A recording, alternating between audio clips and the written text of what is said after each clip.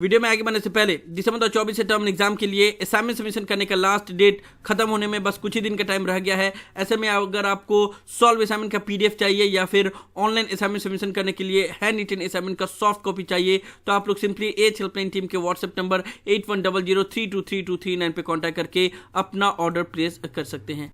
Hello everyone, welcome to my YouTube channel H helpline. कैसे हैं आप लोग? जैसा कि आप लोग को पता है कि दिसंबर 2024 से टर्म एग्जाम के लिए हॉल टिकट रिलीज कर दिया गया है एंड एग्जाम 2 दिसंबर से कंडक्ट करवाए जाने वाले हैं। नाउ हर सेशन में लाखों स्टूडेंट इग्नू में पहली बार एग्जाम देने जा रहे होते हैं एंड बहुत सारे स्टूडेंट हैं जो दिसंबर 2024 से टर्म एग्जाम देने के लिए एलिजिबल हैं, उनका हॉल टिकट भी रिलीज हो गया है, लेकिन किसी भी कारणवश वो एग्जाम देना नहीं चाहते हैं या फिर कुछ पेपर का एग्जाम देना चाहते हैं, कुछ पेपर का एग्जाम नहीं देना चाहते हैं। तो इस कंडीशन में क्या होगा, ये मैं हर सेशन में वीडियो बनाता हूं क्योंकि हर सेशन में स्टूडेंट को इस चीज को लेकर डाउट होता है कि अगर मान लो मैं एग्जाम नहीं देता हूं या नहीं देती हूं तो फिर क्या होगा। क्या मुझे किसी को इन्फॉर्म करना होगा कि मैं एग्जाम नहीं दे रहा हूं, ठीक है, या अगर मैंने एग्जाम नहीं दिया तो फिर मेरे मार्कशीट में एब्सेंट तो नहीं लिखा रहेगा, और अगर आपने असाइनमेंट सबमिट कर दिया तो क्या मुझे एग्जाम अगर मैंने नहीं दिया तो मुझे दोबारा असाइनमेंट तो नहीं सबमिट करना पड़ेगा। तो ये सब चीज़ों को लेकर स्टूडेंट के माइंड में काफ़ी डाउट रहता है एंड ये हमेशा न्यू स्टूडेंट के माइंड में ही रहता है। जो भी स्टूडेंट इससे पहले एग्जाम दे चुके हैं तो वो लोग चाहे तो वीडियो को स्किप कर सकते हैं, लेकिन पहली बार अगर एग्जाम देने जा रहे हैं और ये सभी डाउट आपका है तो आप लोग वीडियो को एंड तक देख लीजिएगा। एंड अगर आप एच हेल्पलाइन चैनल पे फर्स्ट टाइम आए हैं तो पहले चैनल को जरूर सब्सक्राइब कर लीजिएगा क्योंकि यहाँ पे इग्नू के रिलेटेड हर एक ट्रस्टेड इन्फॉर्मेशन आप लोग को टाइम टू टाइम दी जाती है ना। सबसे पहला क्वेश्चन माइंड में यही रहता है, एंड जाहिर सी बात है कोई भी यूनिवर्सिटी में आप पहली बार अगर एडमिशन लेते हो, पहला एग्जाम आपका रहता है तो ये माइंड में आपका रहता है कि इसका क्या रूल्स एंड रेगुलेशन है। तो मान लो आपने एग्जाम फॉर्म फिलअप कर दिया, आपका हॉल टिकट भी रिलीज हो गया, लेकिन किसी भी कारणवश चाहे आपका प्रिपरेशन सही नहीं है या फिर और किसी वजह से आप एग्जाम देना नहीं चाहते हो, तो क्या किसी को इन्फॉर्म करना होगा? क्या रीजनल सेंटर को बताना पड़ेगा? क्या एग्जाम सेंटर को बताना पड़ेगा कि मैं एग्जाम नहीं देना चाहता हूं या नहीं देना चाहती हूं? नहीं, इग्नू में ये रूल है कि अगर आप एग्जाम देना नहीं चाहते हो तो सिंपली एग्जाम देने मत जाओ। आपको किसी को भी बताने की जरूरत नहीं है, ना ही आपको अपने स्टडी सेंटर पे बताने की जरूरत है, ना ही आपके रीजनल सेंटर को बताने की जरूरत है, ना ही कहीं पे मेल लिखना है, ना ही कहीं पे लेटर लिखना है। आप सिंपली एग्जाम देने मत जाओ, कोई भी इशू नहीं होगा ना। अगर आपने एग्जाम अभी नहीं दिया तो फिर दोबारा कब दे पाओगे? तो दोबारा आप अभी दिसंबर 2024 का एग्जाम हो रहा है तो इसके बाद होगा जून 2025 का एग्जाम, उसमें एग्जाम दे सकते हो। अभी मान लो आपने हॉल एग्जाम फॉर्म फिलअप किया होगा, हॉल टिकट रिलीज हुआ है तो आपने फीस पेमेंट किया होगा, तो क्या आपको दोबारा फीस पेमेंट करना होगा? जी हाँ। अभी आप एग्जाम नहीं देना चाहते हो तो आप अपने मर्जी से एग्जाम देना नहीं चाहते हो, तो इसमें इग्नू की गलती नहीं है, तो इसलिए आपका फीस कोई रिम्बर्स नहीं होगा।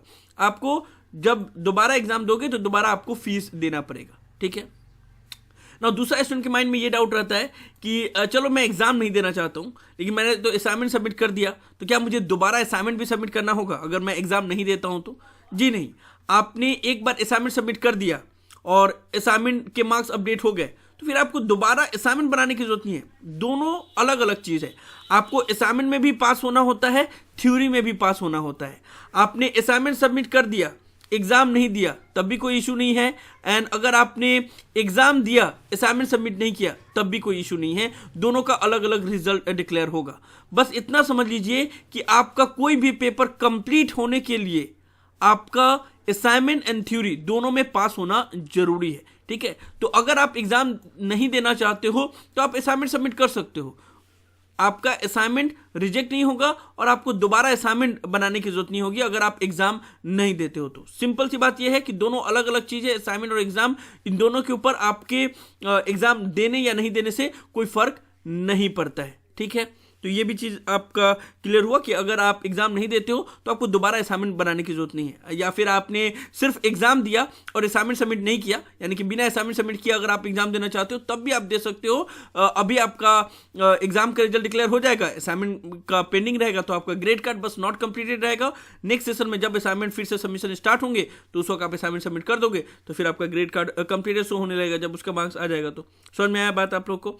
नाउ बहुत से स्टूडेंट के माइंड में ये भी है कि क्या मैं मैं कुछ पेपर का एग्जाम अभी दे सकता हूँ, कुछ पेपर का बाद में दे सकता हूँ? जी हाँ, बिल्कुल। आप अगर चाहें तो कुछ पेपर का एग्जाम अभी दे दें एंड कुछ पेपर का एग्जाम आप नेक्स्ट सेशन में, जब जून 2025 का एग्जाम फॉर्म फिलअप होगा तो उस वक्त फॉर्म फिलअप करके उसका एग्जाम दे सकते हो। ठीक है, तो ये भी अलाउ होता है एंड आपको उसके लिए अलग से कुछ करना नहीं होता है। बस जितने पेपर का एग्जाम देने जाना है उतना पेपर का चले जाओ, जो पेपर का एग्जाम नहीं देना है उसका मत दो। नेक्स्ट जब जून में एग्जाम होगा तो फिर आप एग्जाम फॉर्म फिलअप करके एग्जाम दे सकते हो। हर 6 मंथ बाद एग्जाम होते हैं एंड जो भी बैक का पेपर है या फिर आप एग्जाम नहीं देते हो तो वो सभी आप 6 मंथ बाद दे सकते हो। बहुत से स्टूडेंट के माइंड में ये भी रहता है कि अभी दिसंबर 2024 टर्म एग्जाम हो रहा है, तो अगर मैं दिसंबर सेशन के लिए एलिजिबल हूं तो अगर अभी का एग्जाम नहीं दिया तो नेक्स्ट दिसंबर 2025 में देना होगा। ऐसा नहीं है, आप 6 मंथ बाद एग्जाम दे सकते हो। अभी नहीं दिए तो जून 2025 में दे सकते हैं, जून 2025 में नहीं दिए तो फिर दिसंबर 2025 में दे सकते हैं एंड इसी तरीके से साइकिल चलते रहता है। ठीक है, तो ये मेजर डाउट स्टूडेंट का क्लियर हुआ।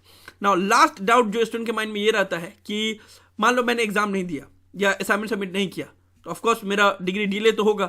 तो जो मैं एग्जाम अभी नहीं दे रहा हूं या नहीं दे रही हूं तो ये चीज क्या मार्कशीट में मेंशन होता है क्या कि एक पेपर को आपने कितने पेपर में कितने अटेम्प्ट में क्लियर किया, या फिर अगर मान लो दिसंबर 2024 का एग्जाम नहीं दिया तो वहां पे एब्सेंट तो नहीं लिखा रहता है क्योंकि अभी आप एग्जाम नहीं दोगे तो, और या फिर अगर आप फेल हो जाते हो तो मार्कशीट में फेल शब्द का कोई मेंशन तो नहीं रहता है। तो देखो, मैंने हर बार आप लोग को मार्कशीट का स्क्रीनशॉट दिखाया हुआ है एंड जो भी स्टूडेंट को अभी लेटेस्ट मार्कशीट मिला हुआ है वो भी मैंने आप लोगों को वीडियो के माध्यम से बताया हुआ था कि इग्नू ने मार्कशीट में क्या क्या चेंजेस किया है। ये जो लेटेस्ट मार्कशीट है आप लोग के स्क्रीन के ऊपर नजर आ रहा होगा, यही अभी आप डिग्री कंप्लीट करते हो तो यही मार्कशीट दिया जाता है ना। इस बार जो न्यू लेटेस्ट मार्कशीट इग्नू की तरफ से भेजा जा रहा है उसमें कहीं पे भी ये मेंशन नहीं रहता कि आपने एक पेपर को कितने बार में क्लियर किया, या कहीं पे एब्सेंट मेंशन नहीं होता है, लेकिन उसमें एक चीज जरूर मेंशन हो जाता है कि आपने ये पेपर को कब कंप्लीट किया।